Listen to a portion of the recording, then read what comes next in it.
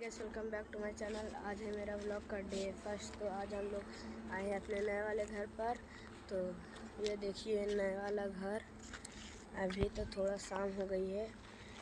दादा चाबी मांग रहे तो क्या सुबह जाना, तो हम लोग ऐसे ही चले हैं टहलते टहलते। तो चलिए आपको ऐसे टहलते टहलते और व्लॉग दिखाते हैं। तो हम लोग चल रहे हैं उस जगह पर, वहाँ चल के तो आपको दिखाते हैं।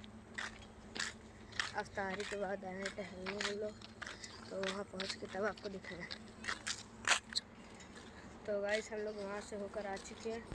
तो देखिए गांव की हरियाली। तो गाइस, हम लोग टहलते टहलते आ गए।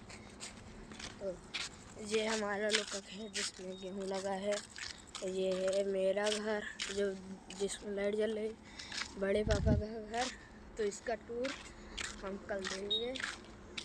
तो अभी चलते हैं घर।